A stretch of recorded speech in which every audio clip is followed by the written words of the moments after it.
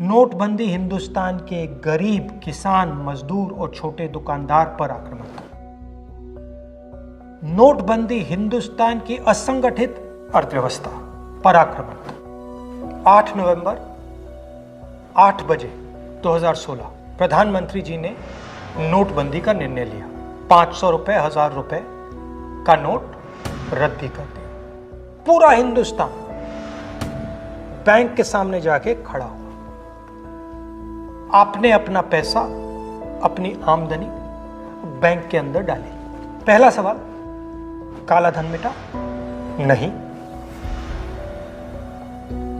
दूसरा सवाल, हिंदुस्तान के गरीब जनता को नोटबंदी से क्या फायदा मिला? जवाब, कुछ नहीं।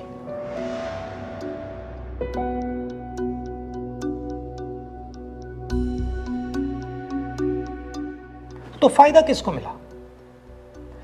फायदा हिंदुस्तान के सबसे बड़े अरबपतियों को मिला। कैसे? आपका जो पैसा था, आपके जेब में से, आपके घरों में से निकालकर उसका प्रयोग सरकार ने इन लोगों का कर्जा माफ करने के लिए किया।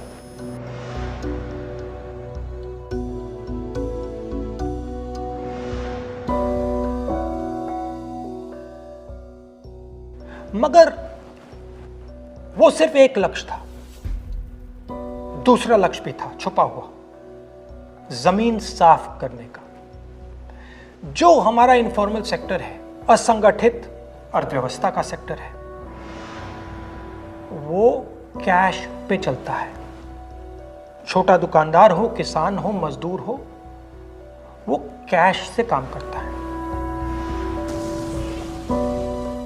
नोटबंदी का दूसरा लक्ष्य, जो जमीन साफ करने का लक्ष्य, असंगठित अर्थव्यवस्था के सिस्टम से नगद कैश को निकालने का। प्रधानमंत्री ने स्वयं कहा कि वो कैशलेस इंडिया चाहते हैं, कैशलेस हिंदुस्तान चाहते हैं। अगर कैशलेस हिंदुस्तान होगा तो असंगठित अर्थव्यवस्था तो खत्म हो जाएगी। नुकसान किसको हुआ?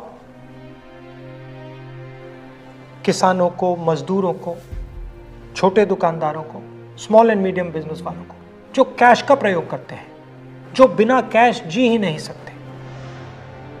नोटबंदी हिंदुस्तान के गरीब, किसान, मजदूर और छोटे दुकानदार पर आक्रमण था। नोटबंदी हिंदुस्तान की असंगठित अर्थव्यवस्था पर आक्रमण था।